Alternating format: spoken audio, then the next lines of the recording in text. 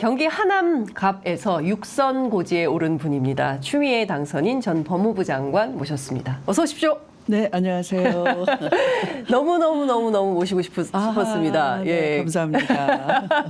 저희 프로그램 첫 출연이신데요. 네, 스튜디오에서는. 그래서 카메라 보시고 저희 저 함께 하시는 시청자분들께 뜨거운 연대 인사 한 말씀 부탁드리겠습니다. 네. 언론이 제 기능을 못하는 가운데 전국과 그 핵심을 팍팍 찔러주고 시원하게 만들어주는 우리 장윤선 기자께서 이렇게 유튜브 방송을 한다고 소문은 많이 들었는데요. 제가 굉장히 저 자신이 어려운 시기를 보냈습니다. 그래서 많이 좀 침묵하기도 하고 또 제가 스스로 저를 또 고립시키기도 하고 그런 상황에서 이제 이번에 어려운 난관을 돌파를 했는데요. 앞으로 자주 뵐 수 있기를 기대합니다. 네, 네. 반갑습니다. 예, 반갑습니다. 네. 저도 정말 자주 뵐 수 있기를. 네. 저희가 필요하면 언제든지 국회로 마이크를 네. 들고 가서 뵐 수 있기를 기대하면서. 감사합니다.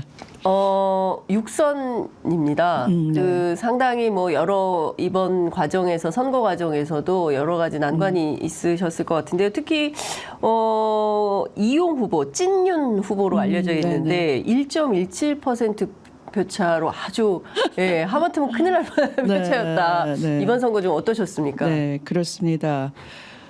대단한 물량 공세를 했고요. 관권 선거를 할 수 있어 조직 선거. 예. 네.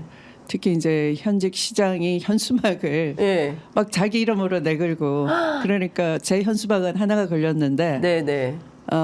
시장 현수막까지 포함해서 뭐 지지하는 단체들 뭐 해서 한 3개의 현수막이 포위를 하는 거예요. 일대 다 네. 그리고 그 관변 조직들이 지지 선언을 막 하고 또 어떤 모의 투표 용지가 발견이 됐는데 2번 후보 찍고 또 정당 투표도 2번을 하는 그런 모의 투표 용지가 경로당에서 발견되기도 하고 이것은 경찰이 수사 중이기도 합니다. 네, 그런 대대적인 불법 선거, 관권 선거, 조직 선거를 뚫어내려고 하는데 뭐 이 더불어민주당 쪽에서는 조직적이지가 않았어요. 거의 조직이 없었어요. 지역 조직이 와해돼 있고 더군다나 이제 제가 전략공천을 받아 갔는데 앞서 이제 준비를 미리 많이 하셨던 예비 후보들의 협조도 받아내야 되는 그런 상황에서 시간은 얼마 없고 한 달 남짓 남겨두고 그냥 선거 스케줄에 따라서 반드시 필요한 필수 준비가 있거든요. 그것마저도 아주 빠듯한 촉박한 그런 속에서 이제 이 지역 주민을 만나야 되니까 거의 뭐 유세 차량 끌고서 골목골목 누비고 하여튼 1분 1초가 쉴 틈이 전혀 없이 세상에. 아이고. 손 보니까 새카맣게 타셨어요. 악수도 많이 하시고. 그러니까 선거를 정말 현장에서 적극적으로 열심히 하신 분들은 제가 이렇게 피부톤을 보면 확인이 됩니다. 정말 현장에서 세게 선거운동 하셨구나. 이게 확인이 좀 됩니다. 그 어떠셨습니까? 선거 기간 내내 바닥 민심은 좀 어땠습니까? 정권 심판론이 굉장히 강했고요. 세게 불었고 또 민주당에 대해서도 역시 이겨달라. 그러니까 이겨달라는 것 속에는 종전처럼 하지 말고 좀 시원하게 잘해달라. 우리 좀 살자. 우리 큰일 났다. 좀 지켜달라. 그런 절박함이 많이 배어 있었어요. 그래서 어떤 지지자는요. 유세 차량을 저는 이제 유세 차를 타고 골목을 누비는데 이분은 퇴근길인데 퇴근해서 집으로 가야 되는 주부예요. 애가 계속 엄마 언제 와 전화가 오는데 유세 차를 뒤쫓아서 따박따박 걸어오면서 화이팅 화이팅 후보님 힘내세요. 세상에. 그리고 이제 사람들이 호응을 덜 할까봐 일부러 막 그 소리쳐 주는 거예요. 그러니까 그 정도로 절박하게 많은. 그러니까 저도 이제 10사흘 동안 현장 취재 다녔는데 어느 정도냐면 수원에 갔더니 시장에 사람이 없더라고요.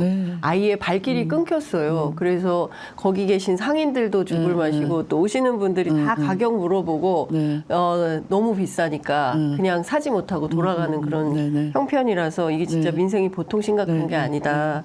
오늘 아침 조선일보 일면 사이드를 보니까 윤석열 대통령이 앞으로 정치하는 대통령이 되겠다. 스타일을 바꾸겠다. 네. 일정, 메시지, 네. 그리고 말도 줄이겠다. 네. 이제 이런 입장을 밝혔습니다. 네. 그리고 공산 전체주의 같은 이념 네. 과잉 이것도 네. 자제하겠다. 네. 뭐 이런 등등의 주장을 했는데 네. 진정성 어떻게 느끼십니까?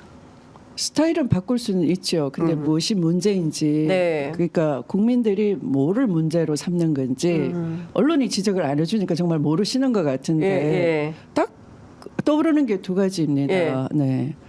우선 부인이 국정에 개입하면 안 된다.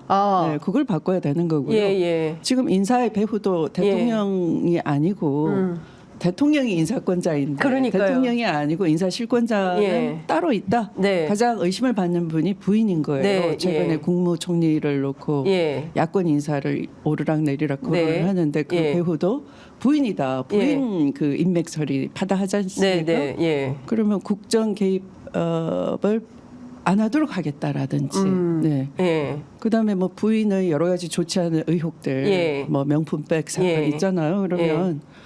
제2부속실을 만들어서 예. 부인도 예. 공인으로 그 나설 때는 예. 공적 통제와 감시 속에 있게 하고, 네. 네. 어떤 월권을 못하게 하겠다라든지, 뭐 그런 걸 해야 되고, 네. 또 어떤 국정의 주요 국정 의대 증원에 관련해서는 예. 뭐 이거는 약간 말씀드리기는 못합니다만, 뭐. 혹시 그 숫자 자체가 누구의 교시가 아닌가? 2000공시. 예. 그러면 그런 국정 개입 의혹에 대해서는 네. 단호하게 개입하지 못하도록 하겠다라든지 예. 국정이 시스템에 의해서 돌아가도록 하겠다라든지 예. 그런 게 있어야지 말을 줄이겠다. 뭐 뭔가 스타일을 바꾸겠다. 뭐. 일정이나 메시지를 바꾸겠다. 네, 네. 예. 그런 것을 국민들이 요구하지도 않았고요. 네. 그 문제도 아니고요. 예. 네. 이런 네. 것은 어찌 보면 그냥 네. 정치적 수사에 불과하다 이렇게 네. 보시는 건가요? 네. 네. 예. 그렇죠. 예. 네. 근데 거기로 조금 더 한 걸음 들어가 보겠습니다. 네. 지금 보면 사실 이 정부가 선거 끝난 지가 열흘도 넘었는데 네. 지금 보면 아직도 인선 문제를 해결하지 못하고 있고 비서실장 네. 오늘 뭐 정진석 의원 네. 가능성이 높다. 뭐 조만간 발표할 걸로 나오는데요. 계속 좀 뭐랄까 좀 중심이 잘 못 잡히고 있는 측면 이 문제하고 실제로 김건희 여사가 인사 문제에 직접 개입을 했다고 한다면 이거는 현행법적으로도 문제가 되는 거 아닙니까? 심각한 거죠. 네. 그 최순실 박근혜 국정농단에 네. 연설문 고쳐준 거 가지고 국민들이 예. 크게 나무라고 민심이 예. 돌아섰는데 예. 인사에 직접 개입했다? 있을 수가 없는 거고요. 예. 네. 그래서 저는 좀 이 문제에 대해서 대통령이 솔직해져야 된다. 천공 개입 의혹 없게 하겠다. 지금까지 관저 정하는 거 이런 거 모든 거 내가 다 밝히도록 하겠다라든지 그것이 바꾸는 거죠. 국정 전환인 거죠. 변화인 거죠. 뭐 여사가 인사에 절대 개입하지 못하도록 내가 시스템으로 구축을 하겠다. 네. 국무회의에서 이 내가 한 발언들이 다 시스템에 의해서 점검이 되도록 하겠다라든지 그런 게 필요한 거잖아요. 그게 불투명하니까 그 최상병 사건의 배후가 대통령실이고 대통령실이 또 면책을 하기 위해서 국방부 장관이 핵심 책임자인데 호주 대사로 보냈다가 또 그것도 못하게 되고 뭐 이런 꼬리에 꼬리를 무는 국정 파탄에 대해서 국민이 회초리를 댄 거고 매를 때린 건데 돌아서서 나 이제 스타일을 바꾸겠습니다. 그것은 답변이 아닌 거죠. 계속 모르시는 거죠. 예, 그러니까 지금 뭐가 문제인지 아직도 핵심을 파악하지 못하고 있는 거 아니냐 윤석열 대통령이. 그러니까 지금 뭐 스타일 바꾸고 일정 바꾸고 말 줄이고 뭐 이런 걸로 해결될 수 있는 문제가 아니다. 사건의 본질은 김건희 여사 문제 어떻게 할 건지, 이천공씨 개입설에 대해서 어떤 입장인 건지, 그리고 제도적으로 시스템을 어떻게 보완하겠다는 건지 그 로드맵을 갖고 와라. 뭐 이런 말씀 주셨는데요. 자, 이재명 대표하고 지난 금요일에 4분간 통화한 걸로 전해지고 있습니다. 예, 5분이라는 말도 있고 4분이라는 말도 있는데 그 이번 주에 이제 그 영수회담 가능성이 제기됩니다. 그런데 의제 조율에 상당히 산적한 이슈들이 있는데 자, 그 저 장관님께서는 어떻게 보십니까? 어떤 문제를 핵심적으로 놓고 대화해야 된다고 판단하십니까? 네네네. 민생 문제와 이해 충돌 사안에 대해서 입장을 밝히라고 이재명 대표가 촉구를 해야 되는 것이죠. 네. 벌써 9개의 거부권을 행사했는데 예. 왜 거부권을 행사하고 국회를 무시했느냐. 국회는 입법기관인데 국회가 입법을 잘 한 거. 예. 특히나 그거는 패스트 트랙을 타서 네. 오랫동안 숙성이 된 거예요. 그러니까요. 그 자체가 틀렸다 그러면 네. 아마 이번 총선도 야당을 때렸겠죠. 예. 2조 심판 안 꺼내더라도. 네. 네. 그런데 여당을 심판을 했잖아요. 대통령을 네. 심판했잖아요. 그렇죠. 한동훈은 내 탓이 아니고 대통령 책임이다라는 그렇죠. 뻗대고 있는 것이고, 예. 네, 여당 내부에서도 그러니까 이건 용산 윤 대통령의 문제다라고 한 것이잖아요. 예. 그럼 거기에 대해서 핵심적인 것이 민생법안 거부한 것, 제의 요구한 것, 네. 권한을 남용한 거죠. 그다음에 이해충돌 사안에 대해서 네. 특히 가족과 본인의 신상에 관한 예. 조사를 요구하는 것에 대해서는 모조리 특검을 거부했잖아요. 예. 50억 클럽은 그 앞에 있는 저축은행 사건에서 시작이 된 거여서 네. 대통령 본인에 대한 것이고, 그렇죠. 네. 예. 그다음에 양평 고속도로 사건, 최상병 사망 사건 예. 이런 것들은 이 가족 또는 대통령실 본인과도 관련이 돼 있는 그렇습니다. 것이고 예. 이런 이해충돌 사안에 대해서 특검을 거부한 전례가 없어요. 역대 네. 대통령이. 그렇습니다. 아무리 초반에 그 국민 지지가 높은 대통령이라 하더라도 네, 네. 진보 진영이건 또는 보수 진영이건 네. 이명박 대통령이 그랬고 박근혜 대통령도 특검을 받아들였고 예. 그래서 본인이 수사해서 이름을 날리고 영웅이 그렇습니다. 됐잖아요. 네. 예. 그래놓고 예. 본인이 집권했을 때는 예. 몽땅 다 거부한다? 있을 예. 수가 없는 거죠. 예. 그걸 왜 그랬는지 이재명 대표가 따져 물어야 되는 겁니다. 네. 이번 영수회담을 잘 활용해서 네. 민심을 대변해 주길 바라는 거죠. 예. 네. 그다음에 아마 사전에 조율이 되리라 보는데 네. 이 야권 인사를 빼가서 국무총리로 앉히고 당신 불러놓고 예. 이거 마치 그 여우와 두루미인가요? 여우와 두루미. 예. 초대하는 거. 예, 예, 예, 예. 그 먹을 수 없게 접시에 네, 네, 네. 두루미를 초대했을 때는 초대해서 접시에다가 넣어주고 여우한테는 호리병을 놔주고. 네, 네. 예. 그런 식이 돼서는 안 된다. 예, 네. 예. 이솝 우화식 초대가 아니게끔 사전에 야권 인사를 빼가고 네. 여기에 대해서 마치 압박을 하듯이 이게 협치다라는 식으로 협치를 포장 씌워가지고 네. 야당 대표를 불러놓고 우사를 시키는 일은 없어야 된다. 아. 이거 미리 정리를 해야 된다. 예. 사전 조율이 돼야 된다라는 예. 걸 예. 저는 분명히 경고합니다. 그러니까 네. 오늘 그 천준호 비서실장, 네, 네. 그다음에 그 한우섭 정무수석 이 두 사람 만나서 의제 조율을 시작한다고 네, 하는데요. 일각에서는 이거 의제 조율하다가 판 깨지는 거 아니냐라는 얘기도 나옵니다. 아니요. 그런 예. 스타일 바꾸겠다고 했으니까 예. 뭐 바꾸는 정치하는 테스트를 대통령. 테스트를 해봐야죠. 네. 근데 정치하는 대통령이 되겠다고 하는데 네. 그럼 그동안 정치를 안 했다는 얘기. 그거는 네. 뭐라고? 고해성사예요. 여사 말을 들었다, 천국 말을 들었다, 내가 정치를 하지 않았다. 네, 그런 내가 정치하지 얘기. 않았다. 네, 네.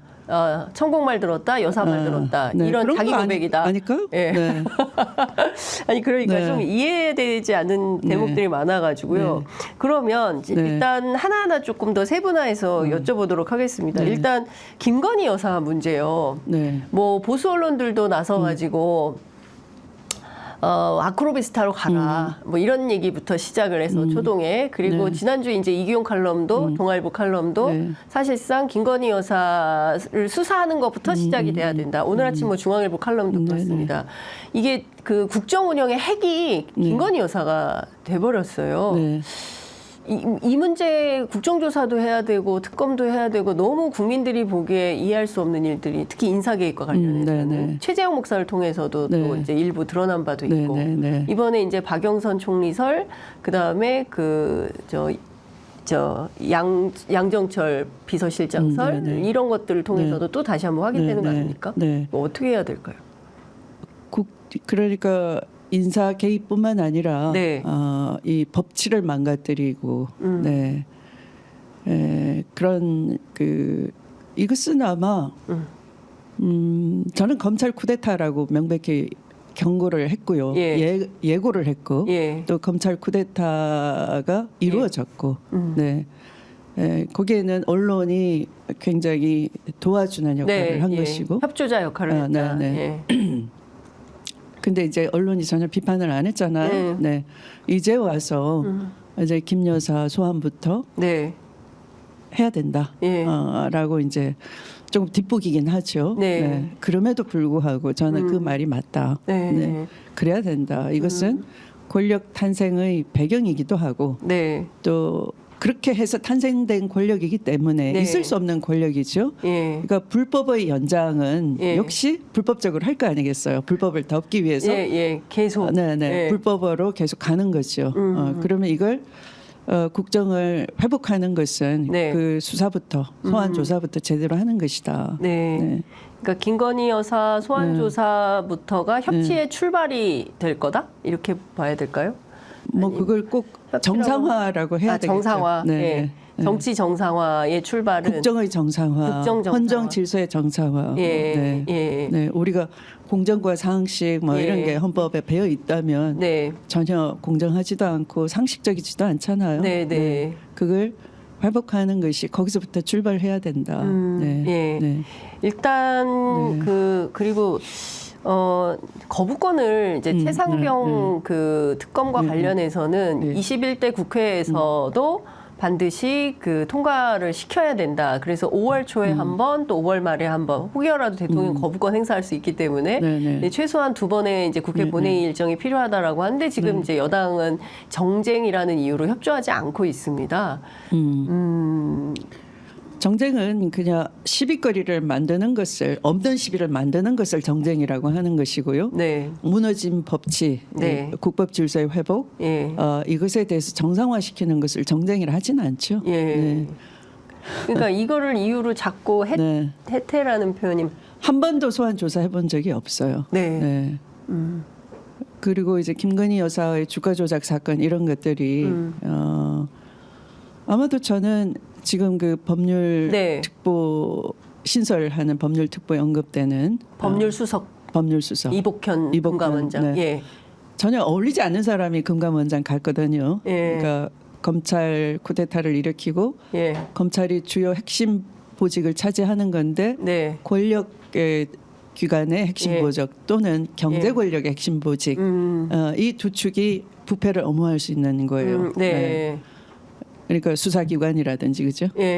정보기관이라든지 그리고 국정원에 검찰이 간다든지 또 이게 돈을 쥐고 있는 금감원에 또 보낸다든지 그러니까 이들은 국가가 무엇에 의해서 좌지우지 되는지 알아요 정확하게 검찰 세력들은 오래 지켜봤기 때문에 그래서 거기에 그 길목마다 길목을 보내서 지켰고 이제 자리를 그건 이제 성공했다고 보는 거죠. 거부권까지 행사를 했으니까. 그걸 그 사람을 빼가지고 이제 또 법률 특보, 법률 수석으로 앉혀놓고 이제 사후적 관리를 하겠다고 하는 건데 이제 정권 심판을 세게 받음으로써 이제 국민이 거부를 했잖아요. 아이고 싶은 거죠. 다 전부 다. 더 이상 뭉갤 수가 없구나. 빨리 정신을 차려야 되는 겁니다. 그러니까.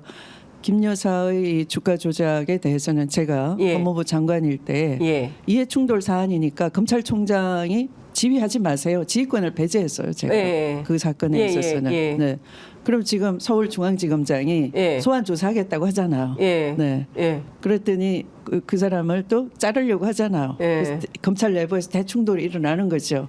그러니까 검찰이 적인 명운이 걸린 사건인데 이것이 하나의 리트머스 시험지입니다. 검찰이 바로 서느냐 아니면 계속 정권의 하수인 청부 수사를 하는 기관으로 국민으로부터 버림받느냐 기로에 있는 겁니다. 검찰 정신 차리시기 바랍니다. 그러니까 이게 지금 다 연결이 되어 있는 겁니다. 그러니까 검찰, 그다음에 대통령실, 뭐 여당, 뭐 이렇게 다 연결이 되어 있는데 그 중에서 지금 제일 중요한 파트는 검찰이다. 검찰이 국민들이 부여한 수사권 이것도 사실은 이제 별건으로 이제 논의가 필요하긴 한데 이걸 가지고 적극적으로 수사를 하면 적극적으로 수사할 수 있는 단초를 제가 열어놨죠. 그러니까 이 수사 지휘에서 네. 검찰총장 손떼게 했는데 네. 지금 검찰총장을 대통령이 예. 임명을 예. 자기 편이라고 믿고 한다 한들 네. 중앙지검장이 독자적으로 예. 소환도 할 수 있고 수사 지휘를 할 수 있단 말이에요. 예. 예. 총장 말을 안 들어도 되게끔 예. 이 사건은 그렇게 제가 지휘를 해놓은 거예요. 예. 장관 시절에. 그러면 지금이라도 네. 얼마든지 중앙지검장 독자적으로 판단해서 김건희 네. 여사 소환 조사해서 하면 되죠. 처리하면 되는 네. 거네요. 검찰총장 승인을 받을 필요가 없어요. 없어요. 대통령실에 물어볼 이유도 없어요. 없고, 예. 네. 그러니까 본인이 판단해서 네. 이게 필요하다고 판단하면 네. 수사하면 되는데 네. 왜 안 하고 있냐? 네. 정신 차리시라. 네. 네. 이런 조언을 전직 법무부 장관으로서 조언을 주시고 있는 겁니다. 그러니까 지금 생각해 보면 네. 사실은. 법대로 원칙대로 하면 굉장히 쉽고 간명한 일인데 법대로 안 하니까 네. 이번 마지막 찬스입니다. 찬스를 살려서 예. 골든벨을 한번 올려 보십시오. 검사님들. 예, 마지막 찬스다. 골든벨을 울리시기 바랍니다. 검사님들. 예. 이제 앞서 이제 이재명 대표가 민생 문제, 이해 충돌 두 가지 이슈에 대해서 확실하게 답변을 받아내는 그런 영수회담이어야 된다라는 말씀을 좀 주셨어요. 사실 이제 민주당과 이재명 대표가 지금 당장 너무 민생이 어려우니까 민생회복지원금 25만 원을 전 국민에게 지급하자라는 제안을 했는데 이 부분에 대해서도 이거를 현금 살포다라는 표현을 쓰면서 반대하는 게 이제 여당의 입장입니다. 현금 살포가 아니고요. 마중물이에요. 마중물. 그러니까 지역 화폐로 주면은 그 지역 경제가 살아나는 것이고 지역 경제가 살아나면 민생이 좀 숨구멍이 열리는 거예요. 그러니까 이 자체가 윤석열 정권을 도와주는 겁니다. 그렇죠. 밑에서부터 민심 위반이 일어나고 민생이 말라버리면 이 정권 유지가 되겠어요. 그러니까요. 그러니까 최소한의 숨통이라도 콩국수가 16,000원. 점심을 먹을 수가 없어요. 2만 원까지 가야지 흡족할래나? 이를 좋아하니까 이 땡땡땡땡. 2,000원으로 좀 낮춰주면 좋겠네요. 아니 그러니까 지금 보면 이거를 안 받게 된다면 그러면 미리 예단할 수는 없지만 지금 제기되는 이슈들에 대해서 긍정보다는 부정적인 피드백이 정치권 주변에서 많이 나오고 있어서 이게 어떻게 이게 협치 모델로 만들 수 있겠냐. 영수회담을 통해서 뭔가 국민들이 그래도 이번 면담을 통해서 뭔가 정치가 이루어지는구나 이런 느낌을 받을 수 있을지 좀 우려가 더 큰 상황이거든요. 이게 깨질 가능성이 더 많은 거 아니냐라는 걱정이 있어서 그렇습니다. 공부를 잘하는 학생은 미리 그 기출 문제를 확인을 합니다. 그러니까 앞서 영수회담, 모범적인 영수회담의 기출 문제지를 대통령실이 보고 대통령하고 공부를 해야 되는 겁니다. 이게 야당 대표가 들고 올 요구사항이 이거구나. 그러면 이거는 들어줄 수 있고 이거는 이렇게 답변해서 국민들에게 양해를 구해야 되고. 그러니까 기출 문제를 가지고 좀 풀어보시길 저는 권합니다. 킬러 콘텐츠를 좀 공부를 하시고 이재명 대표를 만나시라. 오늘 이 방송도 좀 들으시고 직접 좀 들으시고 25만 원도 있고 또 민생에 대한 것, 또 이해충돌 사안에 대한 것 이런 답을 해드려야지 되겠구나. 이게 지난 그 총선에서 국민들이 또 제기한 문제이기도 하구나. 이런 공부를 미리 하셔야 되는 거죠. 여기 답안지가 있습니다. 답안지를 미리 드리니까 편의점 보시고 가시면 되겠다라는 생각이 좀 듭니다. 그 김건희 여사 어머님이죠. 최은순 여사 가석방 심사가 곧 진행이 됩니다. 이거 어떻게 봐야 됩니까? 그 자체가 굉장히 싸구려 티켓이었거든요. 싸구려 티켓. 그러니까 제가 법무부 장관 하고 이제 윤석 그 20년이죠. 2020년 2월에 그 최은순 여사에 대해서 그 사건이 조사가 안 되고 있다는 사실이 폭로가 됐어요. 제가 확인을 해보니까 의정부 지금 인권부에 잠자고 있는 거예요. 공소시효를 기다리고 있었던 것이죠. 그러니까 인권부라는 건 네. 조사 과정에서 인권 침해가 일어났을 때 이거 검사들한테 네네. 인권 의식을 촉구하기 위해서 무리한 강압적인 수사를 해서 인권 네. 침해 하지 말라 하는 예. 하나의 내부 감찰적인 성격이 있는 거예요. 그러니까 예. 사건 수사를 하는 게 아니라. 예. 근데 이거는 고소 사건이거든. 고소 사건. 예. 피해자가 있는 거거든요. 예. 근데 이것이 그냥 인권과 아무 상관이 없는데 왜 거기 네. 묶어두는 겁니까? 그렇게 치면은 모든 사건은 인권 다 사건은. 다 글로 가야 돼요. 예. 그래서 예. 그거를 제가 이제 알아보니까 네네. 이제 그 안 되겠다 이게 장관이 체크를 하고 있구나 예. 눈치를 채고 다시 그게 형사부로 넘어갔어요. 네. 예. 그래서 이제 서둘러서 네. 아주 싼 티켓을 끄는 예. 거죠. 그들끼리 검찰 조직 이기주의자들이 야. 자기 편 봐주기 위해서. 예. 그래서 사실 그 사건의 본질은 네. 사기 사건이고요. 예. 네. 예. 그리고 사기 피해가 엄청난 큰 액수잖아요. 예. 그런데 이 잔고 증명서 위조 행사 정도로 네. 끝난 거예요. 위조와 그 행사 정도로. 사실은 그거 말고도 여러 범행 의혹들이 굉장히 당연히 많이 있고 위조된 잔고 증명서를 법정에 제출했으니까 예. 소송 사기도 같이 걸어야 되는 건데 나중에 판사가 물어봤죠. 아 이거 왜 소송 사기는 빼먹었느냐. 이거 다시 어떻게 해야 되는 거 아니냐라고 공판 검사한테 촉구를 했는데도 그냥 못 들어 지나간 거예요. 그래서 그 아주 싼 티켓도 그렇게 해놓고서 뭉개고 있었죠. 네. 근데 나중에 제가 다시 징계 청구를 할 때 그날 동시에 이 장모에 대해서 잠자고 있었던 사건 중에 뭐냐면 국가보조금 횡령 사건이 있었어요. 요양병원. 맞아요. 요양병원을 불법으로 의료 그 기관을 개설을 하고 그 국가 지원금을 먹어버린 거죠. 수십억을. 그리고 그것을 공범들은 다 중형을 선고받고 복역을 다 하고 나왔어요. 근데 핵심 공범 장모님만 기소도 안 된 채로. 그래서 징계 청구한 그날 이성윤 중앙지검장이 기소를 했어요. 불구속으로. 당연히 뭐 밑에 있는 검사들이 장모니까 영장 청구도 안 하겠죠. 그러니까 하는 수 없이 이제 그 지휘하는 이성윤 검사장이 이번에 당선이 됐죠. 그분이 이제 불구속 기소를 했는데 그것도 1심 유죄인데 항소심에서 무죄가 났어요. 같은 종씨 고등부장 판사가 무죄로 바꿔버린 거예요. 그러니까 그런 식으로 이제 사법농단을 벌인 거죠. 검찰총장으로서의 지위와 권한이 다 작동이 돼가지고 그리고 이제 유력 후보가 됐고 검찰 쿠데타가 성공했고 이걸 다 사법 세탁을 하는 중에 이제 딱 중간 선거에서 중간 평가에서 제동이 딱 걸린 거죠. 국민들이 심판을 내리신 거죠. 뒤늦게 알아챘지만 여기에 대해서 이제 준엄한 심판이 가야 되네요. 심판에 대해서 심판 받은 입장에서 정직해야 되는 겁니다. 마지막 기회입니다. 마지막 기회를 사실은 국민들이 드린 셈이다. 이렇게 볼 수 있겠네요. 근데 지금 사실 말씀 주신 내용을 다 합치면 평범한 사람이라면 감옥에서 못 나올 것 같아요. 그렇죠. 그래서 쿠데타라 하는 거예요. 그러니까 주권 재민의 민주적 원리를 교묘하게 그러니까 여태까지 뭐 군사 쿠데타 그러면 물리력이 동원돼서 쿠데타인 걸 국민들이 쉽게 이해를 합니다.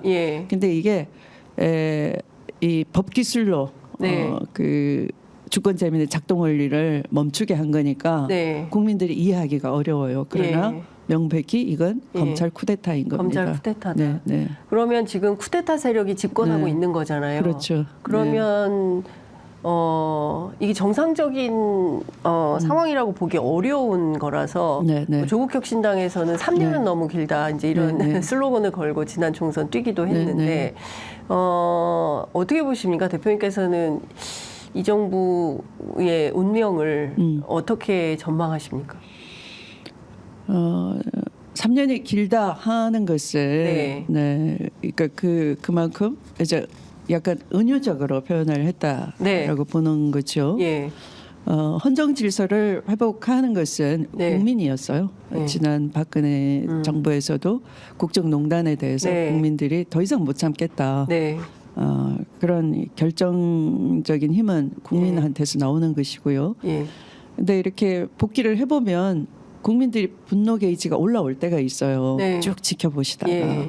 그러니까 그것은 지금 제가 마지막 찬스를 살려라라고 경고를 해드렸잖아요. 네. 지금도 역시 예. 잘 못하면 그 국민 그 분노의 감정을 건드리면은 예. 어느 지점에서 폭발할지 알 수가 없어요. 이 정부에 달려 있는 겁니다. 네. 네.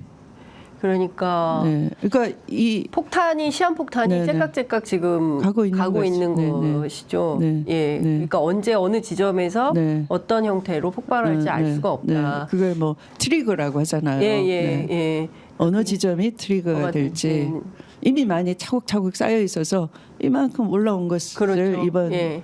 총선에서 표현을 한 거죠. 예, 네. 그렇습니다. 느닷없이 박영선 총리 네. 그 양정철 비서실장 네, 설이 네. 나왔는데 네. 이게 이제 김건희 여사 가능성이 높다라는 이제 그 보수 쪽의 네, 네. 얘기들이 이제 주장들이 나옵니다. 네. 뭐 확인은 안 해줍니다만 이제 그런 주장들이 나오고 있고 그리고 또 일각에서는 아니다. 양정철 전 원장이 그 그림을 그렸다라고 뭐 장성철 저 소장 같은 사람은 또 그런 주장을 합니다. 어찌 됐든 이 두 사람의 등장을 어떻게 해석해야 됩니까, 정치적으로? 이미 뭐 0.7%로 네. 졌는데, 그러니까 그 모든 에너지가 집결된 선거였죠. 왜냐하면 예. 득표율이 굉장했으니까. 맞아요. 네. 예. 역대 최다 득표율을. 예. 그러니까 우리 진영의 후보로서는 역대 최다 득표를 했으니까 네, 이재명 네. 대표가 예, 예. 비록 졌지만 예. 그 0.7%의 차이는 국민들은 그러니까 이 총결집을 했어요. 예. 네. 그럼에도 불구하고 진 것에 대해서는 예. 저는 그런 그 작용이 있었다. 네. 그런 작용 어떤 작용? 지금 등장하는 분들의 네.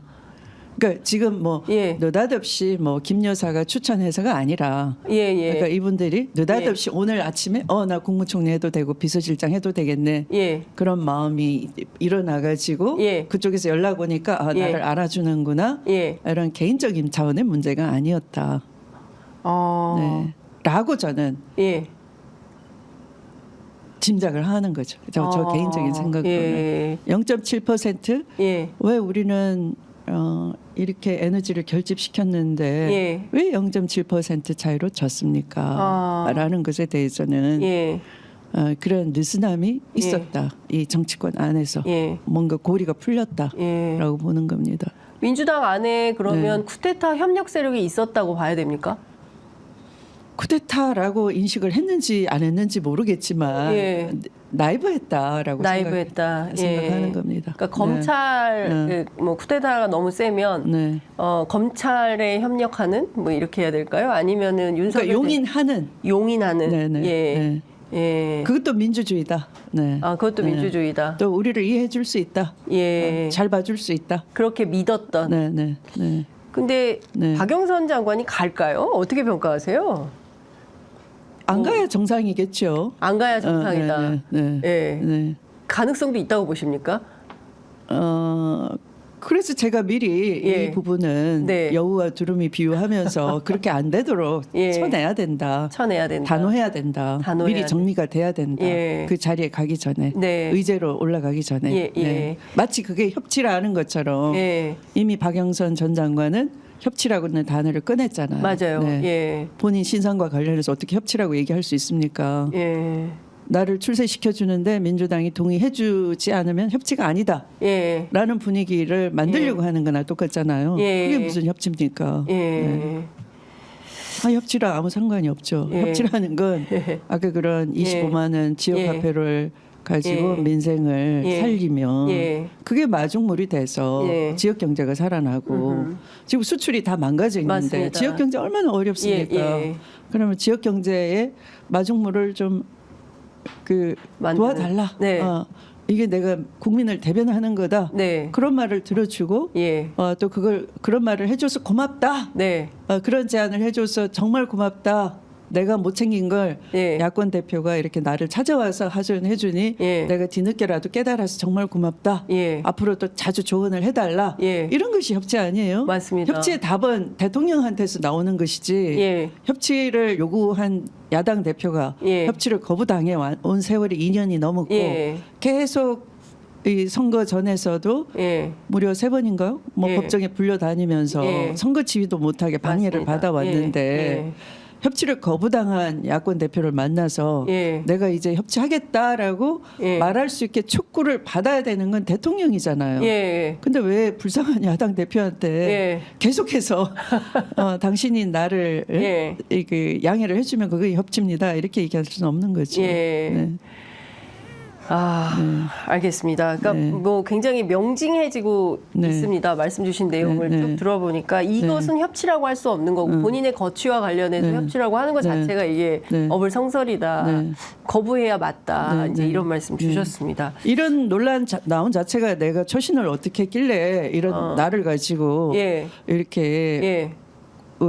후보에 올리느냐. 네. 나는 뿔났다 지금. 예. 좀 따져보겠다. 이게 정상 아니에요? 반응이? 그래야 될 것 네, 같아요. 네. 첫 반응은 뭐 소설이다 이런 말은 하긴 했습니다. 네, 네, 예. 네. 예. 그리고 양정철 원장 경우에는 네. 뭐 더 이상 공직에 할 뭐 뜻이 없다라고 했나 이제 본인들은 그런 주장을 했지만 여진이 엄청나게 크고 특히 박영선 장관의 경우에는 페이스북에 올린 글 때문에 오히려 더 논란이 커지는 뭐 이런 상황인 것 같습니다. 지금 말씀 주신 것은 민주당의 당인이라면 당연히 불쾌감을 표시하고 이런 방식으로 내 이름을 거명하는 것 자체가 불쾌하다. 이렇게 하지 말아라.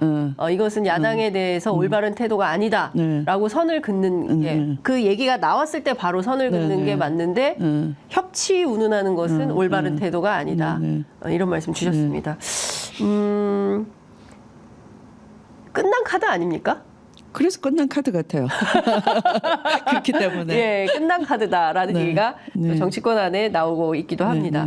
지금 38분 지나고 있어가지고요. 제가 이것 좀 여쭤볼게요. 국회의장. 네. 국회의장 피하지 않겠다 말씀하셨습니다. 네. 어떤 입장이십니까? 제가 사실은 네.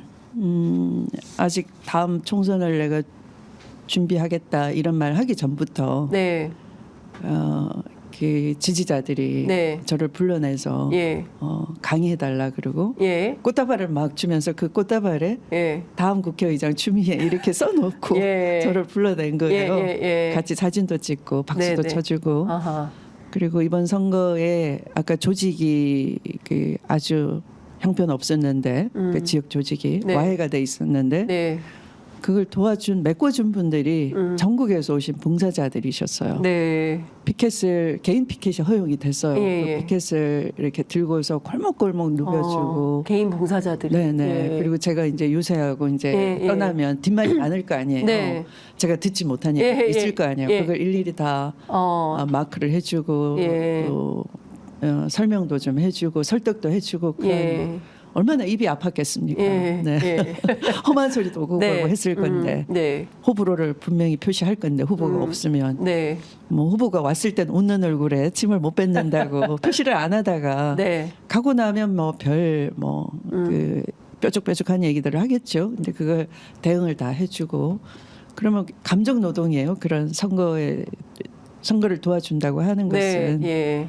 그걸 해준 분들이 계속해서 예. 샤우팅을 하는 거예요. 이제 예. 제가 이제 유세를 막 할 때는 와가지고 또 그래서 국회의장은 추미애 계속 이렇게 이분이 얼마나 간절하면 자기 생업을 접어두고 네. 이렇게 봉사를 해주면서 근데 그분들은 자기 이름을 밝히지도 않아요. 그러니까 내가 누구라는 걸 후보가 알아주길 바라지조차 않아요. 와, 네. 진짜 헌신적인 분이네요. 네. 예. 그래서 눈물 나는 거죠. 그래서 이게 나한테 예. 그런 큰 뭔가를 이렇게 얻는 것을 예. 이분들이 예. 얻고 싶어 하는데 예. 아 그걸 내가 피하면 되겠느냐. 그러니까 저를 자꾸 마음을 가다듬게 해주는 거죠. 아 그래서 다음 국회의 모습은 어때야 되는 것이고 네. 나한테 그런 숙제 과제가 있다면 내가 네. 또 잘해야 되고 예. 피하면 안 되는 것이구나. 예. 그런 예. 마음을 계속 다지면서 이제 이 난관을 돌파해내기도 하고 또 용기가 되기도 하고. 네. 네. 그 다음 국회 네. 이제 네. 일단 뭐 여러 가지 이슈들이 굉장히 네. 많은데 어떤 국회가 되어야 돼? 특히 전반기 국회는 어떤 국회가 되어야 한다고 생각하십니까? 유보되었던 여러 법안들이 예. 좀 술술 풀려나갔으면 좋겠어요. 예. 입법 발의를 하긴 쉬워요. 예. 네. 내 할 도리는 다 했다 발의로 끝나서는 안 되는 거예요. 예. 그게 통과되게끔 하는 예. 뭐 처음에 뭐 이렇게 흡족하지 못했다면 네. 예. 그것의 한 60%라도 네. 좀 만들어져 가지고 네. 통과 1차 돼보고 예. 그다음에 또 그것에 성과가 있으면 예. 또 개정안도 내보고 해서 예. 민생에 예. 어떤 대안을 내고 국회가 네. 이 정권이 3년이 너무 길면 국회라도 해주는 예. 국회라도 좀 의지할 수 있는 의지. 그런 예. 정치의 복원이라고 할까요? 네. 정치의 복원이 필요합니다. 예. 네. 지금 법안들이 굉장히 많이 네, 있는데 네. 사실은 특검이 꽉 있습니다. 네. 지금 보면 뭐 이제 민주당에서 추진했던 이제 김건희 특검법 그리고 이제 최상병 특검법, 뭐 고발 사주와 관련해서도 특검이 필요하고 최근에 이제 대검의 디넷 문제도 있고 이화영 사건도 특검이 필요하다고 하고 있고요. 또 조국혁신당에서는 한동훈 특검도 해야 된다고 하고 있고 또 윤석열 대통령 관련돼서 미뤄두었던 뭐 저축은행 사건 등과 관련해서도 또 특검이 필요하다. 왜냐하면 지금 검찰이 거의 뭐 수사를 안 하고 있기 때문에 이런 등등에 대해서 있는데 일단 이거 다 해야 된다고 생각하십니까? 특검부터 쫙 모조리 해야 됩니까? 순서가 있죠. 그리고 이제 그 순서를 정하기 전에 네. 공론화가 필요한 겁니다. 그러니까 이들이 정세를 좌지우지할 수 있었던 건 뭐냐 하면 네. 국민들은 생업이 바쁘거든요. 예. 계속 던지는 겁니다. 예. 그러면 앞에 문제가 엄청 심각해도 예. 뒤에 일어난 사건들로 인해서 맞아요. 앞에 게 덮여졌죠. 예. 우리가 이슈로 덮는. 세월호가 있었는데 윤석열 검찰이 세월호를 진상규명하겠다라고 분명히 약속을 했어요. 네. 그리고 중앙지검장 시절에 예. 또 세월호를 규명하기 위한 특별팀도 있었어요. 네. 그거 다 무력화시켰죠. 뭉개버렸죠. 그리고 그런 사고방식으로 집권을 했는데 이태원 참사 일어나니까 세월호를 뭉개듯이 네. 똑같이 뭉개버리는 겁니다. 예. 그리고 또 오송 지하 참사가 일어났는데 또 뭉개버려요. 네. 그러니까 그런 식으로 너무 관성화 익숙하게 예. 돼 있죠. 예. 그러니까 국가 운영을 할 줄 모르는 사람인 거예요. 예.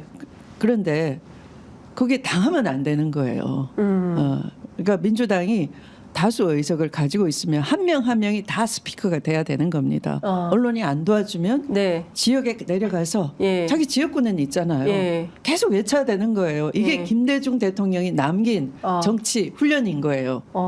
중학생이 쓰는 용어로 쉽게 예. 계속 얘기하라. 예. 동네 골목에서도 얘기하고 예. 담벼락에도 나의 지지자를 만나서 계속 반복적으로 얘기를 해라. 언론이 안 써주면 써줄 때까지 얘기해라. 네. 귀찮을 정도로 그만하라고 할 정도. 네. 그만하라 그래도 계속해라. 예. 실제 이분은 그렇게 하셨거든요. 예. 그러면 그것이 사람들이 이제 알게 되는 겁니다. 네. 그러니까 이 최장병 사망 사건 뭐 이런 것들도 계속 그렇게 얘기를 해줘야 되는 거죠. 네. 그게 절실하다. 그러니까 지금 뭐 우리가 200석이 안 돼도 이 힘은 대단한 거예요. 그렇죠. 범야권 192석은 어마어마한 힘이고 사실 여기에서 이끌어낼 수 있는 것들은 힘은 진짜 엄청난 거다라는 생각이 좀 듭니다. 그 이화영 사건 있잖아요. 이런 것들은 얼마나 어처구니 없는 것인가 하면은 윤석열 검찰총장이 그러니까 거짓말쟁이는 대통령이 돼서 절대 안 되는 거예요. 이 자체부터 거짓말을 해온 거예요. 문재인 대통령을 속인 거예요. 제가 법무부 장관을 하고 취임하고 난 뒤에 한 2달 정도 지났을 때 저한테 편지가 왔어요. 편지요? 서울구치소에 있는 재소자로부터 최아무개라는 분인데 예. 제가 어떤 검사가 저를 계속 훈련을 시켰습니다. 이 돌아가신 분인데요. 네. 하명숙 총리에게 뇌물을 줬다라고 하는 분인데 이분이 뇌물을 안 줬는데 줬다라고 하라고 이제 훈련을 돼 있었죠. 그래서 이분이 법정에 나가서 실제 난 돈을 안 줬습니다. 이렇게 고백을 했어요. 맞아요. 네. 그런데 1심은 그걸 믿어줘서 네. 무죄였고 항소심은 또 그걸 번복을 했죠. 맞아요. 그런데 번복을 당하니까 1심에서 번복을 당해서 1심 무죄가 되니까 감방 동료들을 재소자들을 그러니까 그 한모 씨, 네. 그 한모 씨의 동료 재수자를 불러서 집체 훈련을 시켰는데 돈을 줬다라고 말하는 것을 들었다라고 하라. 이게 내용이에요. 맞아요. 그걸 반복 훈련을 시켰어요. 그 중에 한 명이 최아무개라는 사람인데 그 사람이 저한테 이 조사를 해주세요. 네. 저 잘못했습니다. 고백합니다. 이렇게 편지를 보냈어요. 그래서 제가 이것을 우선 사실 확인이 필요하니까 감찰을 지시했어요. 이것도 인권부로 빼돌렸어요. 대검 감찰부가 인권부로 감찰을 시작을 하려고 하니까 기록 복사를 좀 부탁을 해가지고 복사된 기록을 가지고 인권부로 보내버렸어요. 그 인권부가 중앙지검 또 인권부로 또 보내고 그래서 사건을 빼돌린 거죠. 그래서 사건 탈취를 당해서 제가 엄청 화가 난 거예요. 그래서 이것을 개입한 사람을 인사조치하겠다. 대검 차장부터 인사조치하겠다. 기록 복사를 받아간 사람이 대검 차장이었어요. 총장 밑에 총장의 바로 꼬봉이 대검 차장이지. 그 사람이 그런 악역을 한 거예요. 그래서 이거를 강하게 인사징계를 해야 되겠다니까 대통령실에서 말렸어요. 그 당시. 문재인 정부. 말리면서 둘이 이제 중재를 붙이는 거예요. 뭐냐 하면은 재소자를 계속 불러서 조사를 하지 않도록 하겠다. 인권 수사를 하도록 하겠다라는 약속을 받고 인사징계를 못하게 한 거죠. 그랬더니 그 후에 또 가을이 되니까 라임 사건에 김봉현이라는 분이 폭로를 하는 거예요.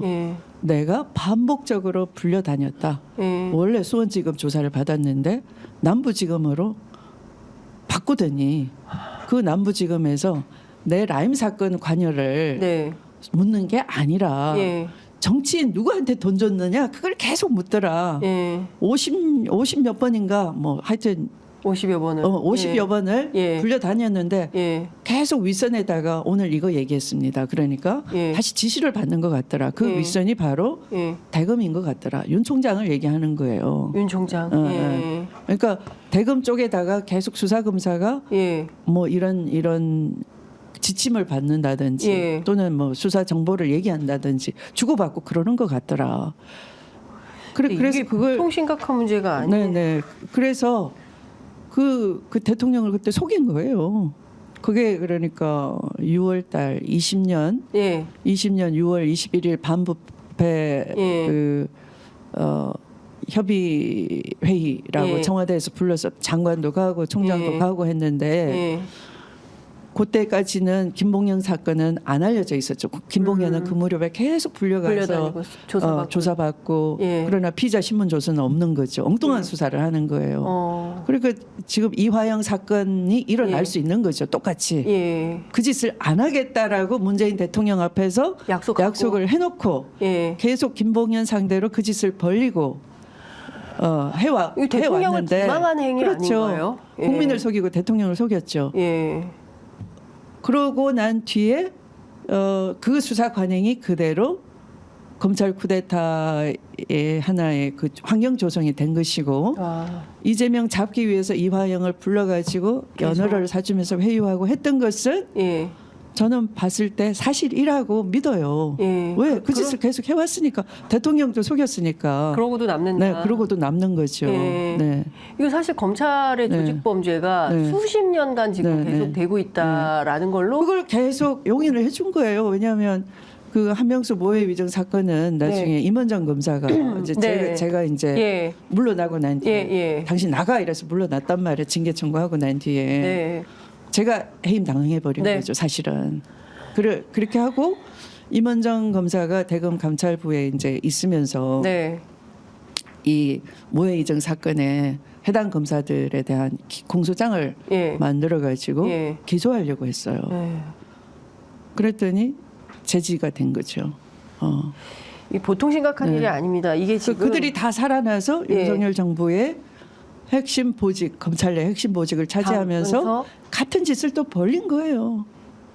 이거는 이 국민들이 알게 된 이상 네. 다 그냥 네. 넘어갈 수가 없고 이번 총선의 민의도 결국에는 이제 그동안 어떤 내재돼 있던 이 검찰의 문제를 다 드러나는 예. 국민이 알게 되는 네. 극적인 장면이 되는 거예요. 예, 다 드러내놓고 이제 하나하나 다 따지는 네. 그런 국회가 돼야 된다. 네. 그러니까 전반기 국회 굉장히 중요하겠습니다. 그래서 계속 세미나 열고 말하고 지방 다니고 해야 되는 거예요. 예. 네, 여론화해야 되는 네. 거예요. 뭘로? 개개인이 스피커예요. 예. 네. 그렇습니다. 네.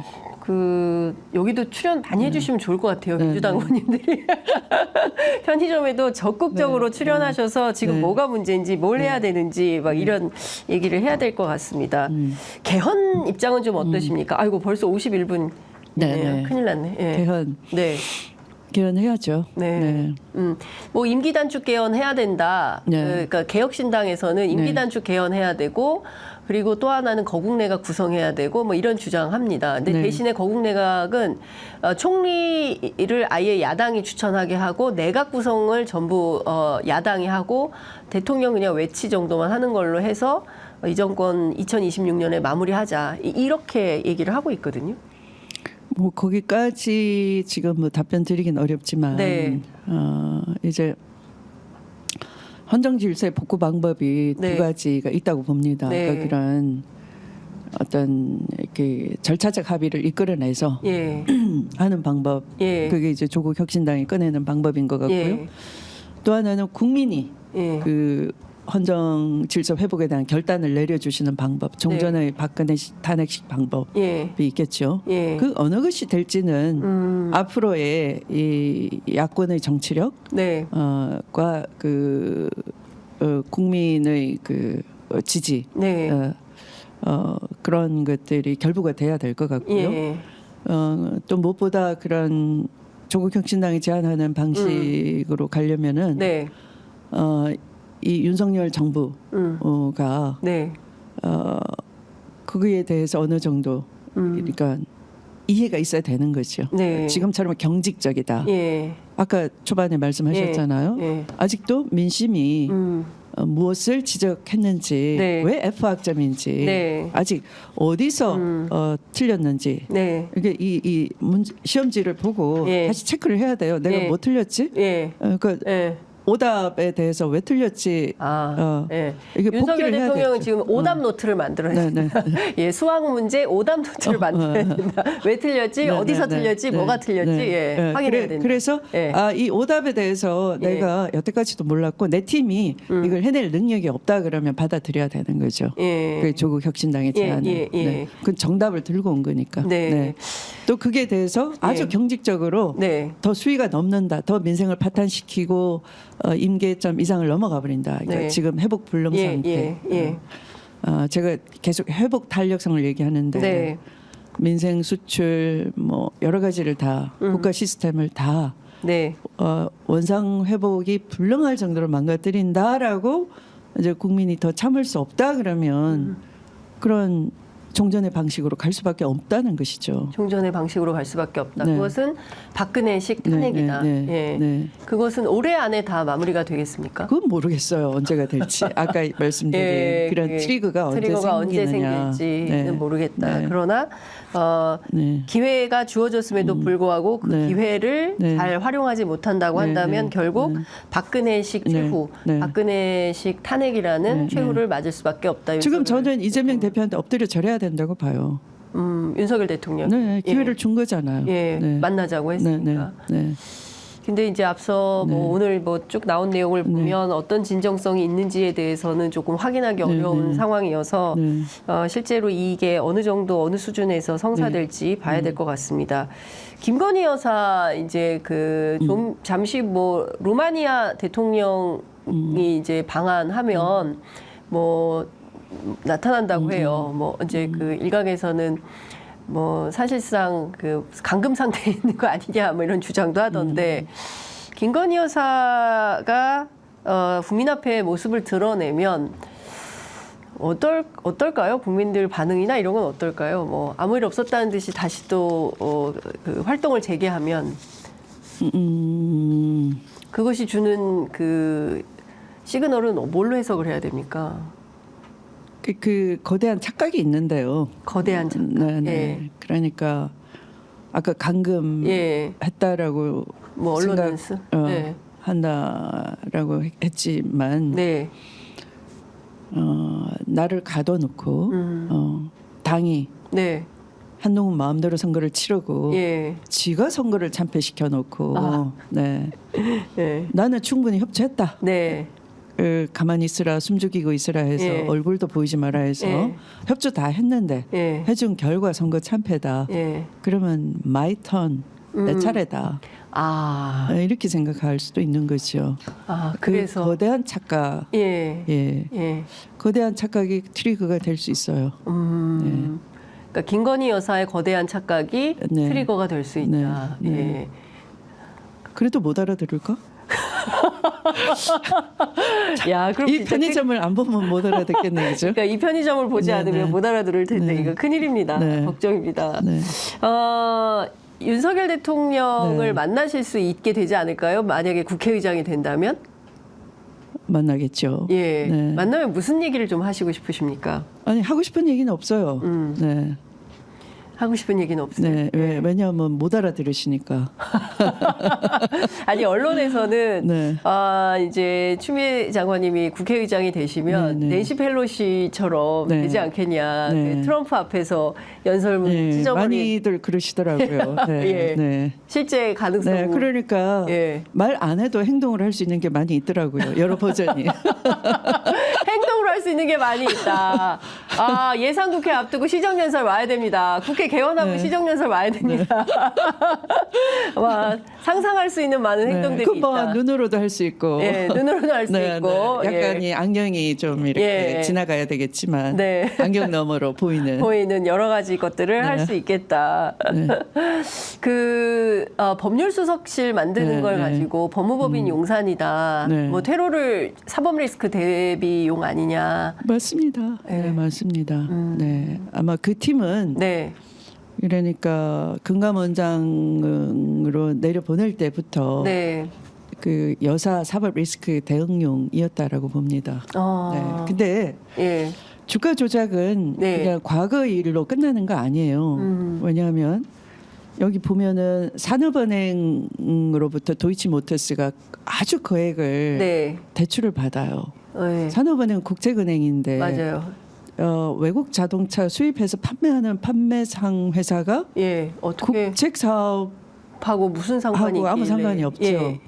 200억 이상으로 제가 알고 있는데 200억 이상이. 네, 그게 신주 인수권 부사채. 사채를 예. 담보로 해서 예. 발행이 됐어요. 네. 네. 근데 이 김건희 여사가 예. 그 신주 인수권 예. 그러니까 신주 인수권부 사채는 예. 사채 발행되기 전에 예. 신주 인수권 자체도 네. 융통이 되는 거예요. 거래가 돼요. 네. 그러니까 하나의 그 프리빌리지 같은 예. 거죠. 예. 그러면 김건희 여사가 그걸 예. 평가액보다 예. 굉장히 헐값으로 샀어요. 사고 또 이것을 제3자한테 또 팔았어요. 최종적으로 산 사람이 신주 발행을 받았죠. 근데 한동안 그 주식이 굉장히 저평가됐어요. 네. 근데 1심 판단을 보면은 예. 공법원들의 1심 재판에서 예. 주가를 계속 떨어뜨리는 것에 네. 이 여사의 어머니가 알고 주식을 파는 역할을. 것이 녹취가 돼 있어요. 네. 증권회사 예. 저도 갑자기 자동 녹음에서 네. 녹취가 돼서 법정에서 공개가 됐어요. 그러면은 신주 발행돼서 네. 인위적으로 주가를 떨어뜨려서 네. 신주가 발행되면 예. 예상보다 훨씬 많은 주식을 예. 받을 수가 있겠죠. 그리고 주식이 올라가면 어떻겠어요? 엄청 이익이 많이 그렇죠. 생기겠죠. 예. 누가 이익을 봤을까? 예. 그것도 궁금한 거예요. 그러네요. 그것도 이 특검에 다 포함이 돼야 되는 거예요. 거기에 예. 그러면 당시에 검찰총장이 된 윤석열 총장은 개입이 안 됐을까? 그러니까 그 시간의 프레임이 네. 시간의 윈도우가 단순히 2010년, 11년, 12년에 머무나 아니면 그 후로도 계속돼서 네. 2019년에 검찰총장이 될 때까지 영향력을 계속 행사하고 있느냐? 궁금해지는 거예요. 그러니까요. 예. 네. 야, 이게 보통 기자들로 치면 엄청난 취재거리고 해야 되는데 예. 감히 예. 뒤를 파다가는 뉴스타파 꼴이 날까봐 뭐 대표한테 압수수색 당하지 않나, 언론사 자체가 압수수색 당하지 않나. 그렇게 될까봐 못하는 건지 네. 저는 참 이상해요. 이렇게 많이 계속 얘기하고 다니는데 저한테 전화도 없고 묻지도 않아요. 아 정말요? 예, 네. 기자 여러분 많이 취재합시다. 아이고 시간이 이제 다 돼서 저희가 자주 모시고 말씀을 좀 들을 수 있는 예, 예고편을 좀 띄워주시고 다음에 또 모시고 말씀을 좀 들을 수 있으면 좋을 것 같습니다. 앞으로는 대표님 한 2시간 잡고 모시는 걸로 해야 될 것 같습니다. 네, 끝으로 한 말씀 듣고 마무리하겠습니다. 하여튼 요지경 세상입니다. 그런데 요지경 세상에 살고 있다라는 걸 모르면 그냥 그건 또 극락이 되는 거죠. 이번 투표를 보면은 아마도 극락에 살고 있는 분이 한 3분의 1 되고요. 극락이라고 믿고 있는 분이 이대로 안 되겠다, 정말 요지경이다, 죽겠다라는 분도 한 3분의 1 되는 것이고요. 네. 그러나 저러나 어쨌거나 좀 나라가 좀 잘 됐으면 좋겠다. 아직 뭐 지옥도 아니고 극락도 아니지만 잘 됐으면 좋겠다 하는 분들도 또 한 3분의 1 이렇게 계시는 것 같습니다. 분명히 말씀드리지만 이 헌정 질서는 빨리 복구가 돼야 되는 심각한 상황입니다. 오늘 여러 말씀을 드렸지만 아마 이 얘기 자체가 그런 일이 있었어? 생경하다라는 분도 많습니다. 그래서 더불어민주당에서 많은 분들이 당선이 돼서 때로는 뭐 지역구에 그 당선 인사도 다니시고 하겠지만 빨리 국회가 열려서 어떤 시원한 해법이 좀 있으면 좋겠다 하는 민심의 그 갈증, 고갈 심리를 우리가 좀 더 심각하게 받아들이고 발빠르게 대응 태세를 마련해야 되고요. 총선 직후에 민주당이 발빠른 태세 전환은 아주 바람직하고요. 잘하고 있는 것 같습니다. 이 기조를 계속 22대 국회 열려도 발빠르게 잘 전개돼 나갔으면 좋겠고요. 또 그런 저도 일원이 됐으면 좋겠습니다. 감사합니다. 네, 오늘 말씀 잘 들었습니다. 자주 모셔서 다양한 말씀 듣도록 하겠습니다. 오늘 말씀 잘 들었습니다. 고맙습니다. 감사합니다.